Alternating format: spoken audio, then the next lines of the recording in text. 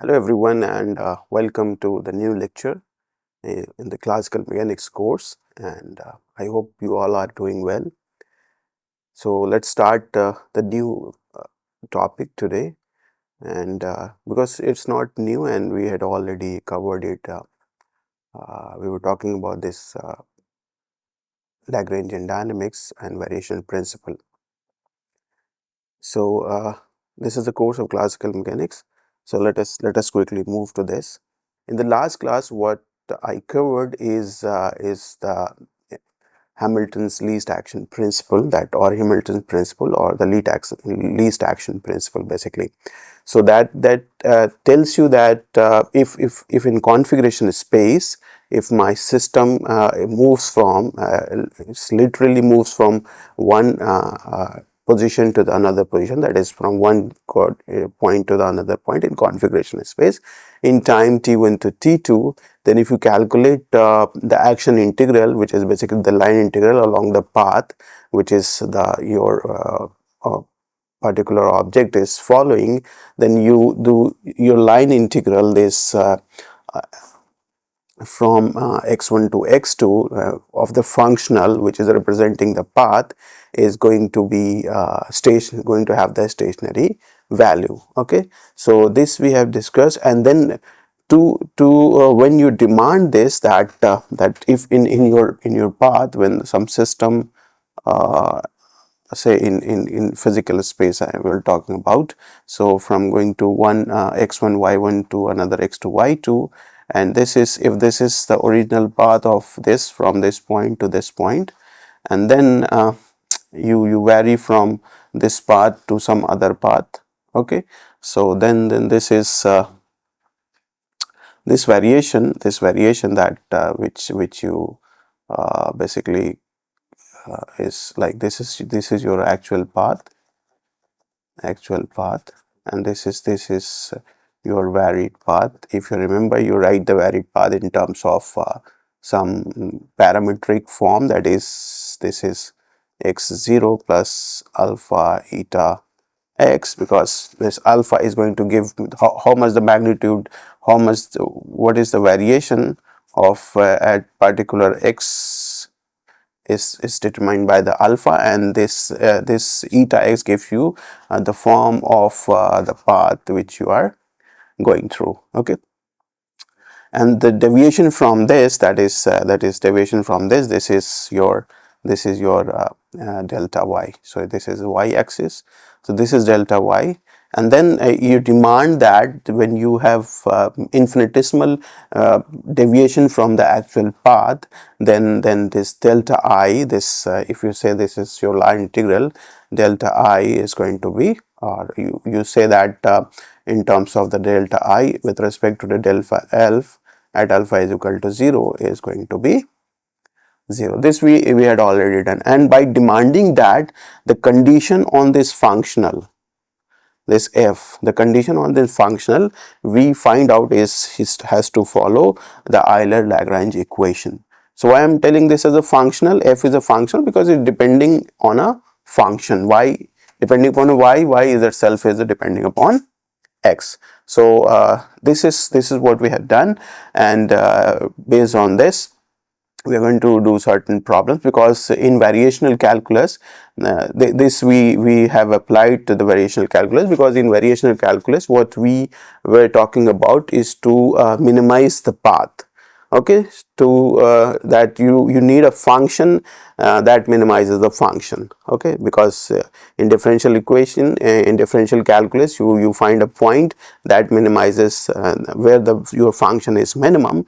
But here what you are doing, that if going from point A to point B in your configuration space, the object is going to follow the path, okay, which is going to have the minimum amount of energy, so minimum amount of work to be done, or that path has to be minimum.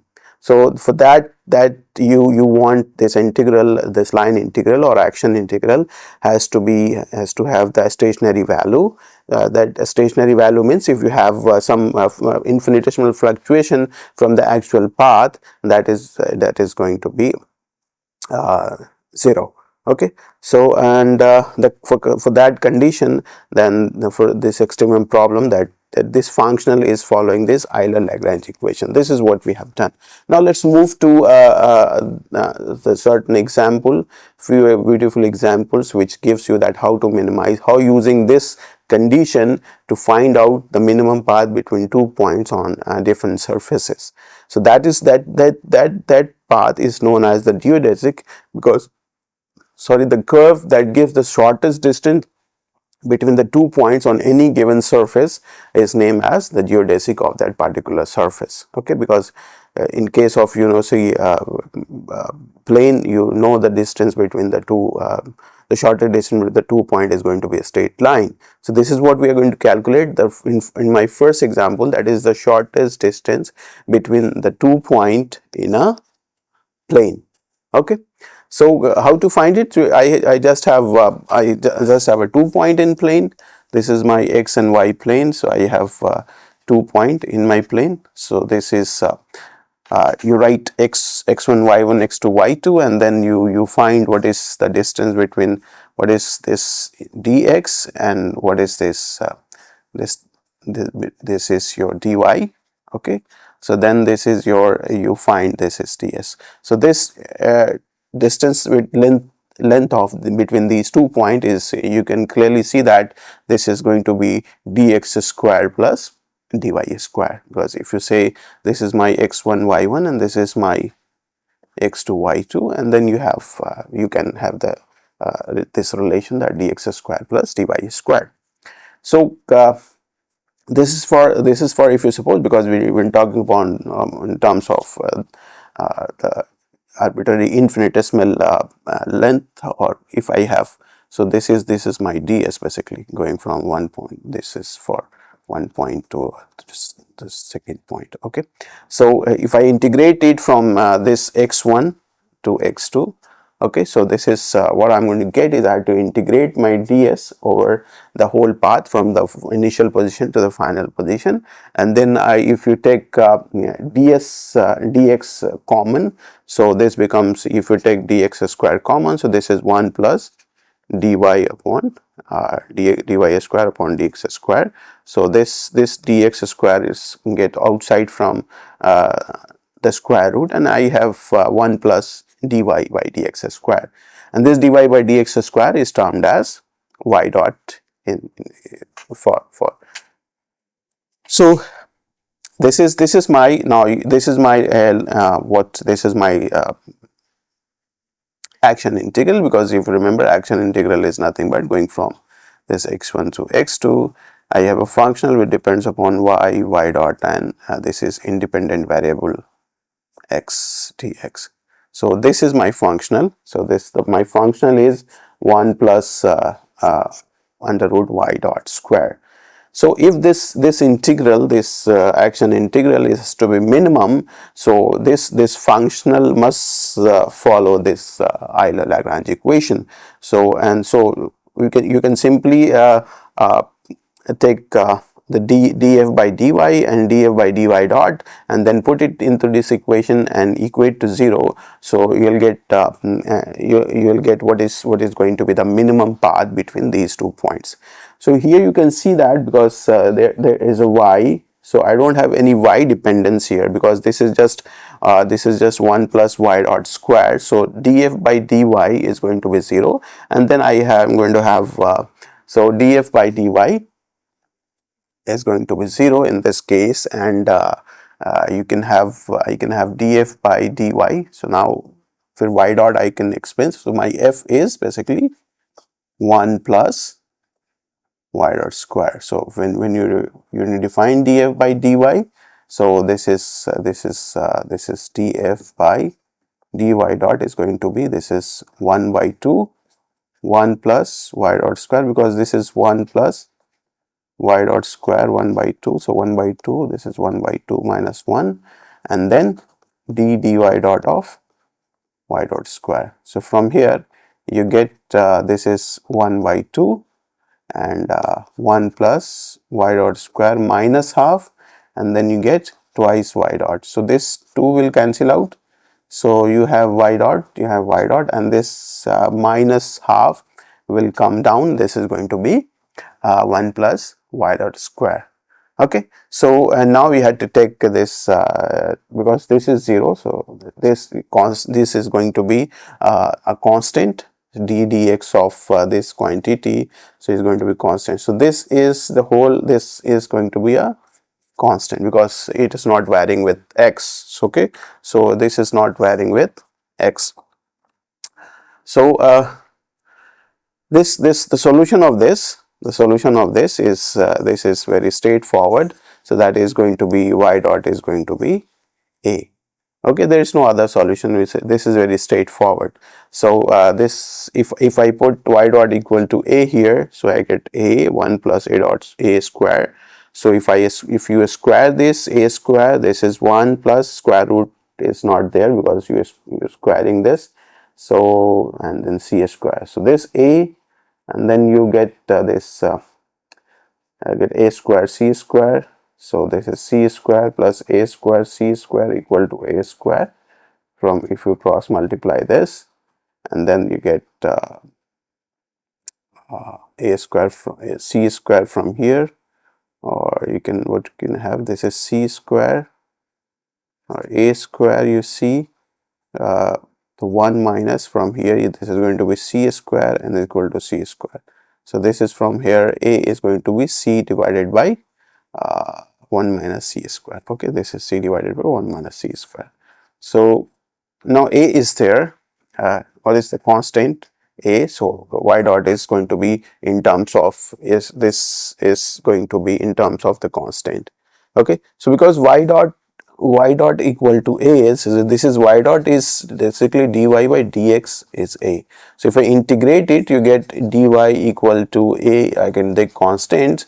So this is y, this is going to be y, and this is going to be ax, this is a, so this is going to be ax plus some constant of integration, this is going to be b. So anyway, this y dot equal to a is giving you a straight line which is between the 2 points in a plane, which is very obvious. So now with the help of this the condition which we impose using the variational calculus, that this the line integral of the object going from one point to another point on a plane surface, okay, demands that it has to be minimum or stationary, or say it is extremum. So that condition led to this Euler-Lagrange equation, and if you use that into your for the functional, so that ultimately gives you a straight line which is going to be the minimum path for an object which is going from one position to another position in time t1 to t2 in a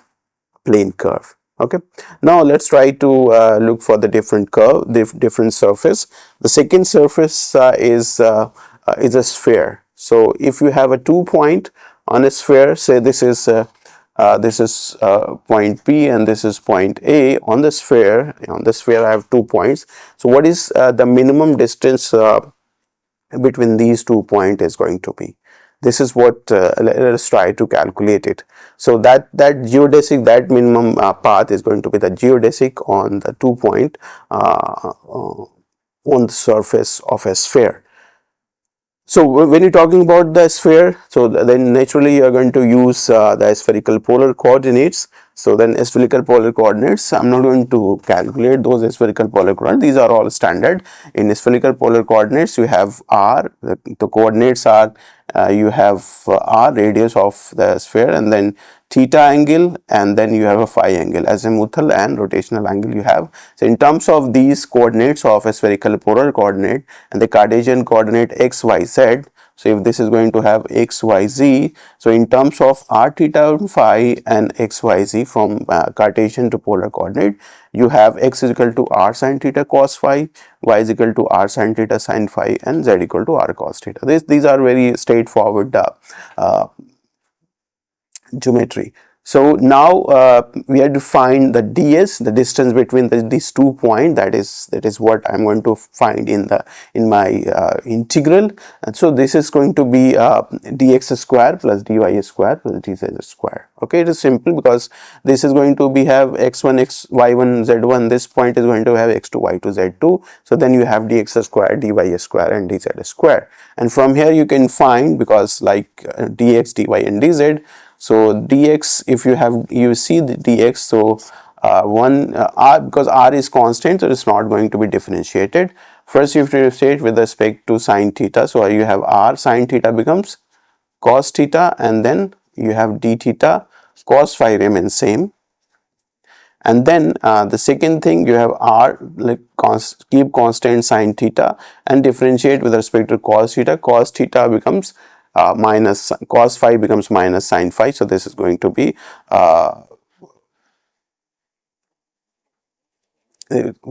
minus sine theta, and cos phi becomes sine phi, and they are going to have d phi. So then this is if you find dx square, so this is going to be a square of this thing. So you see that here it is written. Similarly for y, you have r, because sine theta goes to cos theta, and you have d theta, and sine phi remains constant. And the second case, you differentiate with respect to sine phi, and r sine theta remains constant. So r sine theta remains constant and sine phi becomes cos phi. Okay, so cos phi and d phi. So this is cos phi d phi. And then you have cos theta goes minus sine theta. So this is minus r sine theta square. So when you square all these things, so you have a minus b, a plus b square. So you can have this you can see that this is going to be, if you say r square is going to be common, r square. So you can take r square altogether common. So then you have cos square theta, cos square phi, cos square phi, and then and then because this is a common d theta square, so d theta will come from here. So cos square theta, cos square phi, cos square theta, cos square phi, and then the second d theta will come from here. So this is going to be cos square theta sin square phi, cos square theta sin square phi, and then one d theta square will come from here. So that is going to be sin square theta with r. So now get together this phi. This one is phi 1. So this is sin square theta, sin square phi, sin square sin square phi, and then phi is here. So this is sin square theta cos square phi, sin square theta cos square phi d phi square.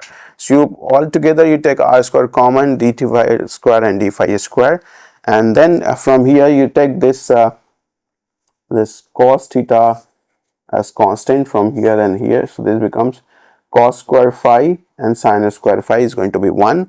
And similarly you can take from here the sin square theta common. So this sin square theta will sin square phi cos square phi is going to be 1.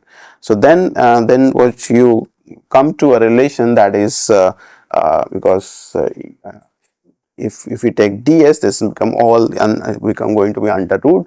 So this is r square d theta square sin square theta d phi square. Okay.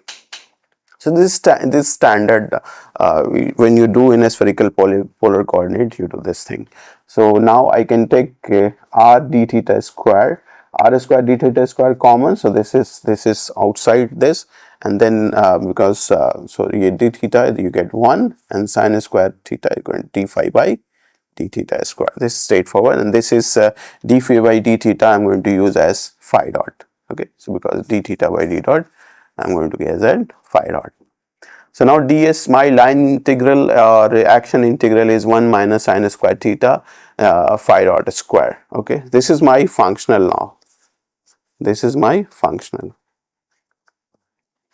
which I'm going to use in the Euler-Lagrange equation. So you see, this is my functional, which depends upon phi, phi dot and theta, phi dot and theta. Okay, so now the independent quantity here is my theta, and it's like making theta is independent quantity, and phi depends upon theta. So now we're going to use that because whenever you write the functional has to be dependent quantity and the independent quantity, because like in case of I have y depends upon x, y dot depend upon x, and x is my dependent quantity. So if you're making theta your dependent quantity, because life will be simple. So if that integral has to be minimum, you have to follow the Euler-Lagrange equation corresponding to coordinate, generalized coordinate in configuration spaces phi, because the phi is not depending here. So that straightforwardly you are going to get one component of is going to be 0, or if you make phi theta, then also d theta dot is not there. So if making theta as independent coordinate, you get this Euler-Lagrange equation, that because this is 0, so this is going to be, this quantity is going to be constant of motion. This is going to be constant of motion. Okay, so now let's put this is equal to d phi by theta is equal to, this is equal to c1, a constant. So so first we have to find d phi df by phi dot. So how you find this is going to be because this is my f, so you have to find del f by del phi dot. Okay, so phi is here, so that is nothing. This is going to be 1 plus sin square theta phi dot square. This is going to be 1 by 2. So this can be done as, this is 1 by 2, 1 plus sin square theta phi dot square. You have 1 by 2 minus 1, and then you have d phi dot of sin square theta phi dot square. Okay, because 1 is there is no phi, so what you have is 1 by 2, 1 plus sin square theta phi dot square minus half, and this part from here you get sin square theta and then twice phi dot. So twice will cancel out, so you have phi dot sin square theta, so you have phi dot sin square theta, and this whole as the negative goes into the numerator. That is what you have. So this is going to be constant which I choose to be my c1. Okay, now if I square both this, so this is going to be a square on the both side of left hand side and right hand side. So this is going to be sin 4 phi dot square, and this is this, and cross multiply c1 1 plus sin square theta. So this when I open this is going to be c1 square plus c1 square sin square theta phi dot square, and then you take phi dot square common is sin phi dot square, then sin 4 theta, c1 sin square theta is equal to c1 phi dot square is this divided by this whole, and then if you take the square root of that, this is going to be c1 under root this. And from here you take sin square theta common, so this becomes sin square theta common, this becomes c1 square, and this sin square theta sin square is part. So now let us integrate this equation. So this is going to be, this is because this phi dot is basically d phi by d theta. So that means I'm going to get this d phi here, and d theta is going here for this. So this is c1 because c1 is constant, you take this is outside, and sin theta is equal to 0. So note that this quantity inside this has to be a positive quantity. If this becomes negative, so then whole thing is going to be the imaginary quantity under square root, because under square root this negative under square root minus 1 is going to be I. So this everything is going to be imaginary, otherwise it becomes imaginary. So because if this is under root is negative, so this is going to be the imaginary part. Now further sin square theta becomes, so the maximum value of sin square theta is going to be 1, which implies that this c1 square has to be less than 1, otherwise this is going to be, so if you putting the condition that this sin square theta has to be greater than 0, but this quantity can be maximum 1. So that means if that has to be positive, this has to be less than 1 always. Okay, so this is one condition. So now let us substitute that to solve this equation. So substitute that tan theta is 1 by u, and then u is cot theta, and then du is minus cos square theta d theta, and then from here you find d theta is sine square theta. If you take the inverse of this, sine square theta du, and then this is going to be, because you put tan theta equal to 1 by u, so this is tan theta is p by b, so this is 1 by u, so p is 1 and this is u, so h is going to be 1 plus u square, and sin theta is p by h, so p is, this is p, this is p, so p is 1 and h is 1 plus u square. So then sin square theta will be 1 plus u square and then du. This is, then you can write the cos theta also. So then now I'm going to put here and in this equation phi, because now this is d theta is minus 1 by u square d theta, sin theta is 1 upon 1 plus u, and sin square theta becomes u square and c1. Okay, so if you take 1 plus u square, under root 1 plus u square from here, so this is 1 upon under root 1 plus u square. So if I take from here 1 upon 1 plus u square common, and this here, then what you get is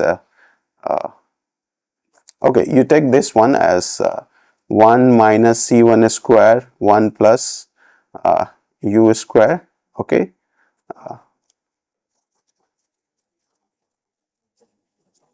not to be hurried. So because you see this thing inside, this is going to 1 minus c1 square 1 plus u square divided by 1 plus u square.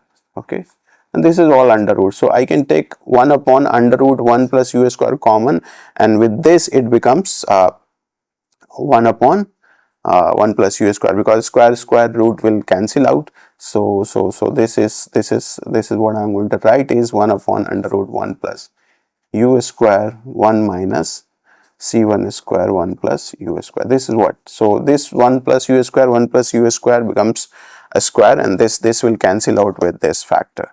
So you just have du here, and this what I have.